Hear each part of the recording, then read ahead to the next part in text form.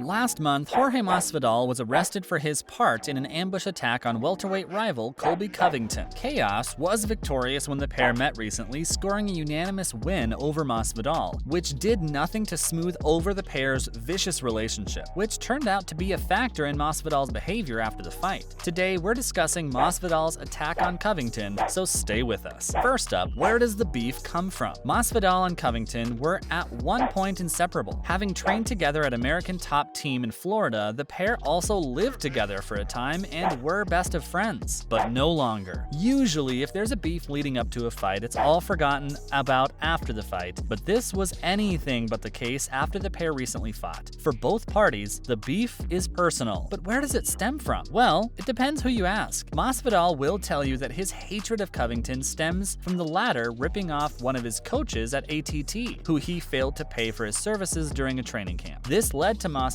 losing all respect for Covington, but Colby disputes how it all went down. According to Covington, the beef stems from jealousy. He said, "It was right when I came back from Brazil and I'd fought Demian Maia, and he had just fought Maia, I don't know, like 8 months, 6 months ago, and he'd lost to Demian Maia, and it was his big fight. Maia was on an 8-fight win streak or whatever, crushing everybody, and it was a title eliminator fight, and he got beat up in that fight by Demian Maia. And when I fought Maia 2 fights later, 6 months later, I went out there and I just left him in a pool of his own blood in his own city. Tell the Brazilians they were filthy animals because they were being filthy animals that night, and the place is a dump." Well then, so what happened during the Masvidal attack? Well, apparently Masvidal wasn't happy at losing the Covington fight and decided to take matters into his own hands. Somehow, he got wind of where Covington was having dinner shortly after their fight and ran up on him with 2 accomplices, hooded and masked. Colby was having dinner with popular podcasters, the Nelk Boys, as well as Bob Maneri, when he was attacked outside the Poppy Steakhouse by Masvidal, and video footage shows Covington surrounded by police about half an hour after the incident. Colby, who is visibly shocked, can be heard asking how Masvidal knew where he was, saying, "He's over here swinging, trying to come at me, and I ran out the back." He then grilled Maneri on how Masvidal knew where he was, suggesting he thought he had been set up. Maneri then suggested that it was all over the internet. And of course, earlier on the evening, Covington had used Instagram stories to post an update which shows the group location, suggesting he had set himself up. Masvidal, in a stupid example of people who post their crimes on social media, then shared a video of the attack with the caption, "Show your face challenge. If you say that S, you've got to back it up." It was also suggested that Masvidal was angry at Covington allegedly talking about his children, which, whilst not excusing Masvidal's actions, certainly goes some way to explaining it. What did you guys think of Masvidal's attack? And what about the fallout? Stick around to hear all about it. Well, of course, after pretty much admitting to his role in the attack all over social media, Masvidal was soon apprehended by police. He was, of course, charged with felony battery after the altercation which took place in Miami Beach. The police report stated that Masvidal had punched him, Covington, with a closed fist 2 times in the face. Gamebred pleaded not guilty to the charges and was also charged with aggravated battery and criminal mischief following the incident. The written plea came with a demand for a trial by jury after he was arrested, and he is next due in court again later this week on April 21st. The more serious charge of aggravated battery carries with it a maximum prison sentence of 15 years and/or a $10,000 fine. Apparently, Masvidal was also responsible for damage to Covington's watch, which cost around $90,000, which is the basis for the second charge of criminal mischief. Jorge was released on $15,000 bail, and apparently due to him being masked, Covington identified him by the sound of his voice and also the hair sticking out of his hoodie. Masvidal was reportedly shouting about Colby talking about his kids, who also sustained a broken tooth thanks to Masvidal's attack. Neither the UFC or Masvidal have directly addressed the allegations, but it is thought the matter is going to be settled in court. With Masvidal claiming mutual combat as his defense, what do you make of all this craziness? A potential fight inside the octagon now for Colby. Stay tuned. After his first fight of the year, contender with Gilbert Dorino Burns at UFC 273 recently, it has been suggested that Khamzat Chimaev's next outing could be against Colby Chaos Covington. The Russian-born Swede was given his first big test at 273, and although it had been suggested he would walk through Gilbert, it didn't turn out that way. Khamzat, who had only sustained 2 significant strikes in his previous 4 UFC fights, had to eat a ton of strikes from burns, but also dished out his own punishment on the Brazilian. The fight was an exciting back and forth, and Dorino had no problems standing and banging with Chimaev and even knocked him down in the second round, which brought the crowd to their feet in Florida. He eventually got the decision, and this past week, it has been suggested by Dana White that next up for Chimaev is probably going to be Colby. Covington dispatched of Masvidal in the last outing and will prove a slightly different sort of challenge for Khamzat than Burns, as he will almost certainly utilize his wrestling skills, of which Chimaev himself possesses in abundance. This one is sure to be an absolute barn burner and will certainly provide Khamzat with another tough challenge following the Burns win, and if he gets past Colby, it has even been suggested that he could be set to take on welterweight king Kamaru Usman after it. Who do you think wins this next one? Let us know below. Next up, Jake Paul has had his say on the incident. Jake Paul, who has continually called out Jorge Masvidal over the past few months, claiming that he's willing to get into the octagon with game bread should Dana White agree to demands relating to fighter pay, has given Jorge both barrels following his attack on Colby. The cowardly attack was targeted by Paul after he assaulted Covington outside a Miami restaurant, with the former YouTuber claiming that Masvidal had ambushed his rival. Paul called Jorge the word we fondly refer to female dogs as, claiming Masvidal couldn't hurt him in the ring, so you tried to blindside him. Also in Paul's crosshair was Dana White, who was targeted yet again by the boxer following what he sees as an unfair pay structure for the UFC's athletes. Paul has been talking up ideas of taking to the octagon in recent months despite never having had so much as an amateur MMA fight. And when White was asked recently on Logan Paul's podcast whether or not he saw either of the brothers competing in the UFC, he replied, "Never say never." Do you guys think either of the brothers would make it in the UFC? Surely it would just be another CM Punk style disaster, right? And finally, some more welterweight news. Belal Muhammad continues his rampage through the upper echelons of the UFC's welterweight division over the past weekend, scoring a unanimous decision victory over Vicente Luque to add to his